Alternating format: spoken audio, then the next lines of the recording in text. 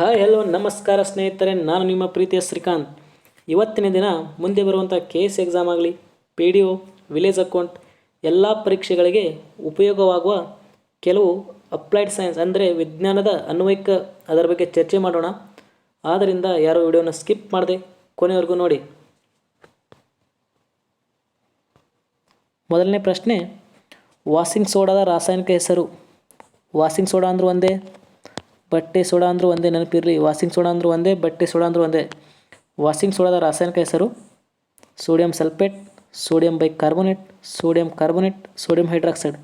ಇದಕ್ಕೆ ಸರಿಯಾದ ಉತ್ತರ ಸೋಡಿಯಂ ಕಾರ್ಬೋನೇಟ್. ನೋಡಿರಿ, ಸೋಡಿಯಂ ಕಾರ್ಬೋನೇಟನ್ನು ವಾಷಿಂಗ್ ಸೋಡಾದ ರಾಸಾಯನಿಕ ಹೆಸರು ಸೋಡಿಯಂ ಕಾರ್ಬೋನೇಟ್. ನೆನಪಿರಲಿ, ಬಟ್ಟೆ ತೊಳೆಯುವ ಸೋಡಾ ಅಂದರೂ ಒಂದೇ, ಸೋಡಿಯಂ ಕಾರ್ಬೋನೇಟ್. ಅದೇ ರೀತಿ ಸೋಡಿಯಂ ಬೈಕಾರ್ಬೋನೇಟ್ ಇದೆ, ಇದು ಅಡುಗೆ ಸೋಡಾ. ಅಡುಗೆ ಸೋಡಾ ಆಗಲಿ, ಬೇಕರಿಯಲ್ಲಿ ಬಳಸುವಂಥ ಸೋಡಾ ಯಾವುದು ಅಂತ ಕ್ವಶನ್ ಕೇಳಿದರೆ ಅದು ಸೋಡಿಯಂ ಬೈಕಾರ್ಬೋನೇಟ್. ನಂತರ ಮನುಷ್ಯನ ಯಾವ ಅಂಗದ ಕಾಯಿಲೆಗೆ ಡಯಾಲಿಸಿಸ್ ಚಿಕಿತ್ಸೆ ನೀಡುತ್ತಾರೆ? ಮನುಷ್ಯನ ಯಾವ ಅಂಗದ ಕಾಯಿಲೆಗೆ ಡಯಾಲಿಸಿಸ್ ಚಿಕಿತ್ಸೆ ನೀಡುತ್ತಾರೆ? ಹೃದಯ, ಶ್ವಾಸಕೋಶಗಳು, ಮೂತ್ರಜನಕಾಂಗ, ಪಿತ್ತಜನಕಾಂಗ. ಇದಕ್ಕೆ ಸರಿಯಾದ ಉತ್ತರ ಮೂತ್ರಜನಕಾಂಗ ಅಂದರೆ ಕಿಡ್ನಿ. ಕಿಡ್ನಿಗೆ ಡಯಾಲಿಸಿಸ್ ಚಿಕಿತ್ಸೆ ನೀಡುತ್ತಾರೆ, ನೆನಪಿರಲಿ. ನಂತರ ಸೂರ್ಯನ ಬೆಳಕು ಯಾವ ವಿಟಮಿನ್ ಕೊಡುತ್ತದೆ? ಸೂರ್ಯನ ಬೆಳಕು ಯಾವ ವಿಟಮಿನ್ ಕೊಡುತ್ತದೆ? Vitamin A, vitamin B, vitamin C, vitamin D. ಇದಕ್ಕೆ ಸರಿಯಾದ ಉತ್ತರ ವಿಟಮಿನ್ ಡಿ. ವಿಟಮಿನ್ ಡಿಯಿಂದ ನಾವು ಸೂರ್ಯನ ಬೆಳಕಿಂದ ವಿಟಮಿನ್ ಡಿ ಪಡೆಯುತ್ತದೆ. ಇದು ಕೂಡ ಕ್ವಶನ್ ಬಾಕ್ಸಲ್ಲಿ ಕೊಟ್ಟಿದ್ದಾನೆ, ಅದಕ್ಕೆ ಸರಿಯಾದ ಉತ್ತರ ವಿಟಮಿನ್ ಡಿ. ನಂತರ ಯಾವ ಮಾಧ್ಯಮದಲ್ಲಿ ಶಬ್ದವು ಅತ್ಯಂತ ವೇಗವಾಗಿ ಚಲಿಸುತ್ತದೆ? ಯಾವ ಮಾಧ್ಯಮದಲ್ಲಿ ಶಬ್ದವು ಅತ್ಯಂತ ವೇಗವಾಗಿ ಚಲಿಸುತ್ತದೆ? ಗಾಳಿ, ನಿರ್ವಾತ, ನೀರು, ಉಕ್ಕು. ಇದಕ್ಕೆ ಸರಿಯಾದ ಉತ್ತರ ಉಕ್ಕು. ಉಕ್ಕಿನಲ್ಲಿ ಶಬ್ದ ಅತ್ಯಂತ ವೇಗವಾಗಿ ಚಲಿಸುತ್ತದೆ, ಅಥವಾ ಘನವಸ್ತುಗಳಲ್ಲಿ ಶಬ್ದ ಅತ್ಯಂತ ವೇಗವಾಗಿ ಚಲಿಸುತ್ತದೆ, ನೆನಪಿರಲಿ. ನಂತರ ಒಂದು ಕ್ವಶನ್ ಕೇಳ್ತಾನೆ, ಶಬ್ದ ಯಾವುದರಲ್ಲಿ ಚಲಿಸುವುದಿಲ್ಲ ಅಂತ ಕೇಳಿದರೆ ಅದು ನಿರ್ವಾತ. ನಿರ್ವಾತದಲ್ಲಿ ಶಬ್ದ ಚಲಿಸುವುದಿಲ್ಲ, ಯಾಕಂದರೆ ಶಬ್ದಕ್ಕೆ ಮಾಧ್ಯಮದ ಅವಶ್ಯಕತೆ ಇದೆ. ಶಬ್ದಕ್ಕೆ, ಆದ್ದರಿಂದ ಶಬ್ದವು ನಿರ್ವಾತದಲ್ಲಿ ಚಲಿಸುವುದಿಲ್ಲ. ಇದು ಕೂಡ ಭಾಳ ಸಲ ಎಕ್ಸಾಮಲ್ಲಿ ಕ್ವಶನ್ ಕೇಳಿದ್ದಾನೆ, ನೆನಪಿಟ್ಟುಕೋರಿ. ನಂತರ ಯಾವ ಲೋಹವು ತಣ್ಣೀರಿನೊಂದಿಗೆ ವರ್ತಿಸುತ್ತದೆ? ಮೆಗ್ನೀಸಿಯಂ, ಸೋಡಿಯಂ, ಅಮೋನಿಯಂ, ಕಬ್ಬಿಣ. ಇದಕ್ಕೆ ಸರಿಯಾದ ಉತ್ತರ ಸೋಡಿಯಂ. ಸೋಡಿಯಂ ತಣ್ಣೀರಿನೊಂದಿಗೆ ವರ್ತಿಸುತ್ತದೆ. ಇದು ಕ್ವಶನ್ ಭಾಳ ಸಲ ಕೇಳಿದ್ದಾನೆ, ನೆನಪಿರಲಿ. ನಂತರ ಕಾಮನಬಿಲ್ಲು ಉಂಟಾಗಲು ಕಾರಣ ವಕ್ರ ವಿನಿಯೋಜನ, ಪ್ರತಿಫಲನ, ಧ್ರುವೀಕರಣ, ವಕ್ರೀಭವನ. ಇದಕ್ಕೆ ಸರಿಯಾದ ಉತ್ತರ ವಕ್ರೀಭವನ. ಕಾಮನಬಿಲ್ಲು ಉಂಟಾಗಲು ಕಾರಣ ವಕ್ರೀಭವನ. ನಂತರ ಹೆಚ್ಚು ಕ್ಯಾಲೋರಿಗಳನ್ನು ಹೊಂದಿರುವ ಪೋಷಕಾಂಶ ಪ್ರೋಟೀನ್, ಸಕ್ಕರೆ, ಕೊಬ್ಬು, ಪಿಷ್ಟ. ಇದಕ್ಕೆ ಸರಿಯಾದ ಉತ್ತರ ಕೊಬ್ಬು. ಕೊಬ್ಬಿನಲ್ಲಿ ಅತಿ ಹೆಚ್ಚು ಕ್ಯಾಲೋರಿಗಳು ಕಂಡುಬರ್ತೈತಿ, ನೆನಪಿರಲಿ. ನಂತರ ಸಿ ಅನ್ನಾಂಗ ಮುಖ್ಯವಾಗಿ ಯಾವುದರಲ್ಲಿ ಕಂಡುಬರ್ತದೆ ಅಂದರೆ ವಿಟಮಿನ್ ಸಿ. ಈ ಕೆಳಗಿನ ಯಾವುದರಲ್ಲಿ ಕಂಡುಬರ್ತದೆ ಅಂತ ಕ್ವಶನ್ ಕೇಳಿದ್ದಾನೆ. ಹಾಲು ಮತ್ತು ಬೆಣ್ಣೆ, ಗೋಧಿ ಮತ್ತು ತರಕಾರಿ, ಕಿತ್ತಳೆ ಮತ್ತು ನಿಂಬೆ ರಸ, ಮಾಂಸ ಮತ್ತು ತುಪ್ಪ. ಇದಕ್ಕೆ ಸರಿಯಾದ ಉತ್ತರ ಕಿತ್ತಳೆ ಮತ್ತು ನಿಂಬೆ ರಸದಲ್ಲಿ ವಿಟಮಿನ್ ಸಿ ಕಂಡುಬರ್ತದೆ. ಅದೇ ರೀತಿ ಸಿಟ್ರಿಸ್ ಹಣ್ಣುಗಳು ಅಂದರೆ ಹುಳಿ ಹಣ್ಣುಗಳಲ್ಲಿ ಮಾತ್ರ ವಿಟಮಿನ್ ಸಿ ಕಂಡುಬರ್ತದೆ. ಸಿಟ್ರಿಸ್ ಹಣ್ಣು ಅಂತ ಅಂದರೆ ಕಿತ್ತಳೆ ಮತ್ತು ನಿಂಬೆ ರಸ ಅಂತ ಕ್ವಶನ್ ಕೇಳಿದ್ರು, ಅದಕ್ಕೆ ವಿಟಮಿನ್ ಸಿ ಕಂಡುಬರ್ತದೆ, ಇದರಲ್ಲಿ ನೆನಪಿರಲಿ. ನಂತರ ಗಿಡಗಳ ನೀರಿನ ಅಂಶವನ್ನು ವಾತಾವರಣಕ್ಕೆ ಬಿಟ್ಟುಕೊಡುವ ಕ್ರಿಯೆ ಜಲ ವಿಸರ್ಜನೆ, ಉಸಿರಾಟ, ಪಿತ್ತರಸ, ದ್ಯುತಿ ಸಂಶ್ಲೇಷಣೆ. ಇದಕ್ಕೆ ಸರಿಯಾದ ಉತ್ತರ ದ್ಯುತಿ ಸಂಶ್ಲೇಷಣೆ ಅಥವಾ ಫೋಟೋಸಿಂಥಸಿಸ್ ಅಂದರೂ ಒಂದೇ. ಗಿಡಗಳು ನೀರಿನ ಅಂಶವನ್ನು ವಾತಾವರಣಕ್ಕೆ ಬಿಟ್ಟುಕೊಡುವ ಕ್ರಿಯೆ ದ್ಯುತಿ ಸಂಶ್ಲೇಷಣೆ ಅಥವಾ ಫೋಟೋಸಿಂಥಸಿಸ್ ಅಂತ ಕ್ವಶನ್ ಆನ್ಸರ್ ಕೇಳಿದ್ರು ಅದು ಒಂದೇ. ನಂತರ ಹಾರುವ ಬಲೂನ್ಗಳಲ್ಲಿ ತುಂಬುವ ಅನಿಲ. ಆಪ್ಷನ್ ಎ ಸಾರಜನಕ, ಆಪ್ಷನ್ ಬಿ ಆಮ್ಲಜನಕ, ಆಪ್ಷನ್ ಸಿ ಜಲಜನಕ, ಆಪ್ಷನ್ ಡಿ ಹೀಲಿಯಂ.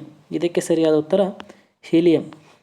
ಯಾಕಂದರೆ ಹಗುರವಾದ ಅನಿಲ ಯಾರು ಅಂತ ಕೇಳಿದ್ರೆ ಅದು ಹೀಲಿಯಂ. ಆದ್ದರಿಂದ ಇದನ್ನು ಹಾರುವ ಬಲೂನ್ಗಳಲ್ಲಿ ತುಂಬುತ್ತಾರೆ. ಮೊದಲು ಜಲಜನಕವನ್ನು ತುಂಬುತ್ತಿದ್ದರು, ಆದರೆ ಜಲಜನಕ ಗಾಳಿಯೊಂದಿಗೆ ವರ್ತಿಸಿ ಬೆಂಕಿ ಬಂದುಬಿಡ್ತಿತ್ತು. ಆದ್ದರಿಂದ ಈಗ ಪ್ರಸ್ತುತ ಹಾರುವ ಬಲೂನ್ಗಳಲ್ಲಿ ಹೀಲಿಯಮನ್ನು ತುಂಬುತ್ತಾರೆ. ಇದು ಕೂಡ ಕ್ವಶನ್ ಭಾಳ ಸಲ ಎಕ್ಸಾಮಲ್ಲಿ ಕೇಳಿದ್ದಾನೆ, ನೆನಪಿರಲಿ. ನಂತರ ವಾತಾವರಣದ ಉಷ್ಣತೆಯನ್ನು ದ್ರವರೂಪದಲ್ಲಿರುವ ಲೋಹ ಅಥವಾ ಮೂಲವಸ್ತು. ವಾತಾವರಣದ ಉಷ್ಣತೆಯಲ್ಲಿ ದ್ರವರೂಪದಲ್ಲಿರುವ ಮೂಲವಸ್ತು ಅಯೋಡಿನ್, ಗಂಧಕ, ಬ್ರೋಮಿನ್, ರಂಜಕ. ಇದಕ್ಕೆ ಸರಿಯಾದ ಉತ್ತರ ಬ್ರೋಮಿನ್. ಬ್ರೋಮಿನ್ ಇದೆಯಲ್ಲ, ಇದು ವಾತಾವರಣದ ಉಷ್ಣತೆಯಲ್ಲಿ ದ್ರವರೂಪದಲ್ಲಿರುವ ಮೂಲವಸ್ತು.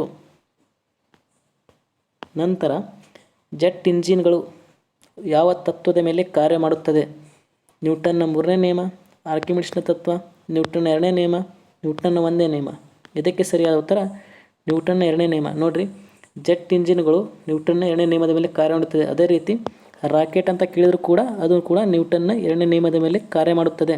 ನೆನಪಿರಲಿ, ರಾಕೆಟು ಜೆಟ್ ಇಂಜಿನ್ ಅಂತ ಕೇಳಿದರೆ ನ್ಯೂಟನ್ನ 2ನೇ ನಿಯಮ. ನಂತರ ಚರ್ಮದ ಕಂದು ಬಣ್ಣಕ್ಕೆ ಕಾರಣವಾದ ದ್ರವ್ಯ ಯಾವುದು?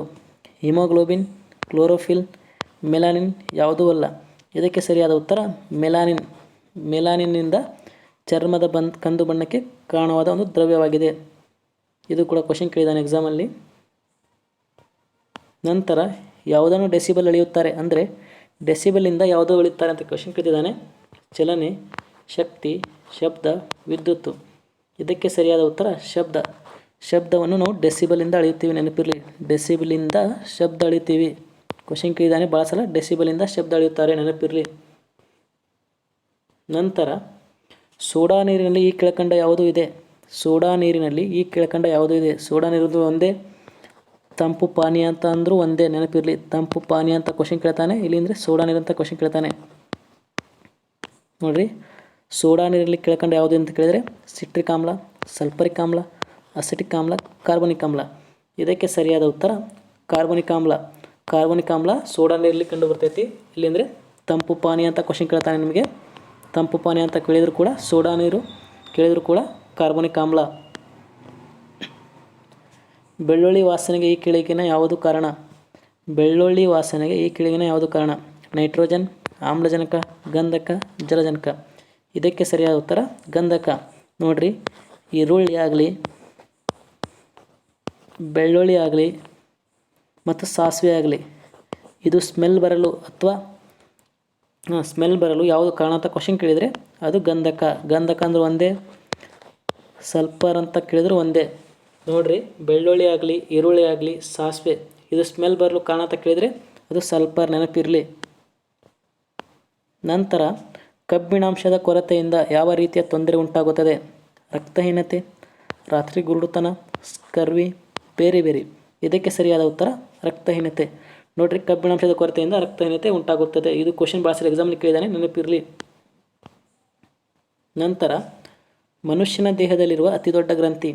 ಥೈರಾಯ್ಡ್ ಗ್ರಂಥಿ, ಪಿಟ್ಯೂಟರಿ ಗ್ರಂಥಿ, ಪೀನಿಯಲ್ ಗ್ರಂಥಿ, ಲಿವರ್. ಇದಕ್ಕೆ ಸರಿಯಾದ ಉತ್ತರ ಲಿವರ್. ಲಿವರ್ ಅಂದ್ರೆ ಒಂದೇ, ಯಕೃತ್ ಅಂದರೂ ಒಂದೇ, ನೆನಪಿರಲಿ. ಯಕೃತ್ ಅಂತ ಕೇಳಿದ್ರು ಕೂಡ ಒಂದೇ. ಮನುಷ್ಯನ ದೇಹದಲ್ಲಿರುವ ಅತಿ ದೊಡ್ಡ ಗ್ರಂಥಿ ಲಿವರ್ ಅಥವಾ ಯಕೃತ್. ನಂತರ ಕಾರ್ಬೋಹೈಡ್ರೇಟ್ ಹೇರಳವಾಗಿರುವ ಸಸ್ಯಭಾಗ ಯಾವುದು? ಕಾರ್ಬೋಹೈಡ್ರೇಟ್ ಹೇರಳವಾಗಿರುವ ಸಸ್ಯಭಾಗ ಆಲೂಗಡ್ಡೆ, ಟೊಮಾಟೊ, ಈರುಳ್ಳಿ, ಕಿತ್ತಳೆ ಹಣ್ಣು. ಇದಕ್ಕೆ ಸರಿಯಾದ ಉತ್ತರ ಆಲೂಗಡ್ಡೆ. ಆಲೂಗಡ್ಡೆಯಲ್ಲಿ ಅತಿ ಹೆಚ್ಚು ಕಾರ್ಬೋಹೈಡ್ರೇಟ್ ಕಂಡು ಬರ್ತೈತಿ, ಆದ್ದರಿಂದ ಆಲೂಗಡ್ಡೆ ಇದಕ್ಕೆ ಸರಿಯಾದ ಉತ್ತರವಾಗಿದೆ, ನೆನಪಿರಲಿ. ನಂತರ ಮಾನವ ಶರೀರ ವ್ಯವಸ್ಥೆಯಲ್ಲಿ ಹಾರ್ಮೋನ್ಗಳನ್ನು ನಿಯಂತ್ರಿಸುವ ವ್ಯವಸ್ಥೆ?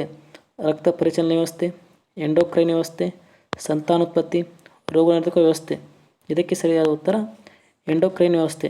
ಎಂಡೋಕ್ರೈನ್ ವ್ಯವಸ್ಥೆ ಮಾನವ ಶರೀರ ವ್ಯವಸ್ಥೆಯಲ್ಲಿ ಹಾರ್ಮೋನ್ಗಳನ್ನು ನಿಯಂತ್ರಿಸುತ್ತದೆ. ಇದು ಕೂಡ ಎಕ್ಸಾಮಲ್ಲಿ ಕ್ವಶನ್ ಕೇಳಿದ್ದಾನೆ, KS ಎಕ್ಸಾಮಲ್ಲಿ ಇದು ಕ್ವಶನ್ ಆಗಿದೆ ಲಾಸ್ಟ್ ಟೈಮ್, ನೆನಪಿರಲಿ. ನಂತರ ಬ್ರೇಕ್ ಹಾಕಿದಾಗ ಚಲಿಸುತ್ತಿರುವ ವಾಹನ ನಿಲ್ಲುತ್ತದೆ. ಹೀಗಾಗಲು ಕಾರಣ? ಘರ್ಷಣೆ, ವೇಗೋತ್ಕರ್ಷ, ಗುರುತ್ವಾಕರ್ಷಣೆ, ಮೇಲಿನ ಯಾವುದೂ ಅಲ್ಲ. ಇದಕ್ಕೆ ಸರಿಯಾದ ಉತ್ತರ ಘರ್ಷಣೆ. ನೋಡಿರಿ, ಘರ್ಷಣೆಯಿಂದ ನಾವು ಬ್ರೇಕ್ ಹಾಕಿದಾಗ ಚಲಿಸುತ್ತಿರುವ ವಾಹನ ನಿಲ್ಲುತ್ತದೆ. ಇದು ಕೂಡ ಕ್ವಶನ್ ಕೇಳಿದ್ದಾನೆ ಭಾಳ ಸಲ ಎಕ್ಸಾಮಲ್ಲಿ, ನೆನಪಿರಲಿ. ಇಷ್ಟೆಲ್ಲ ಮಾಹಿತಿ ನೀವು ಅನ್ವಯಿಕ ವಿಜ್ಞಾನ ಅಂದರೆ ಅಪ್ಲೈಡ್ ಸೈನ್ಸ್ ಬಗ್ಗೆ ತಿಳಿದಿರಲೇಬೇಕು. ಯಾಕಂದರೆ ಮುಂದೆ ಬರುವಂಥ ವಿಲೇಜ್ ಅಕೌಂಟ್ ಎಕ್ಸಾಮಲ್ಲಿ, PDO, KS ಎಕ್ಸಾಮಲ್ಲಿ ಕ್ವಶನ್ ಕೇಳ್ತಾ ಬರ್ತಾನೆ. ಆದ್ದರಿಂದ ಇಷ್ಟೆಲ್ಲ ವಿಚಾರಗಳನ್ನು ತಿಳಿದಿರಲೇಬೇಕು. ನಾನು ನೀಡಿದ ಮಾಹಿತಿ ತಮಗೆ ಇಷ್ಟವಾಗಿದ್ದರೆ ನನ್ನ ಚಾನಲ್ ಸಬ್ಸ್ಕ್ರೈಬ್ ಮಾಡಿ, ಲೈಕ್ ಮಾಡಿ, ಶೇರ್ ಮಾಡಿ, ಮತ್ತು ನಿಮಗೆ ಯಾವುದಾದ್ರು ತರಗತಿ ಬೇಕೆಂದರೆ ನನಗೆ ಕಮೆಂಟ್ ಬಾಕ್ಸಲ್ಲಿ ಕಮೆಂಟ್ ಮಾಡಿ. ಯಾರು ನಾ ಟೆಲಿಗ್ರಾಮ್ಗೆ ಜಾಯ್ನ್ ಆಗಿಲ್ಲ, ಡಿಸ್ಕ್ರಿಪ್ಷನ್ ಲಿಂಕಲ್ಲಿ ಟೆಲಿಗ್ರಾಮ್ ಚಾನಲ್ ಲಿಂಕ್ ಇರುತ್ತೆ, ದಯವಿಟ್ಟು ಜಾಯ್ನ್ ಆಗಿ. ಮತ್ತೆ ಮುಂದಿನ ತರಗತಿಯಲ್ಲಿ ನಿಮಗೆ ಸಿಗ್ತೀನಿ. ಧನ್ಯವಾದಗಳು.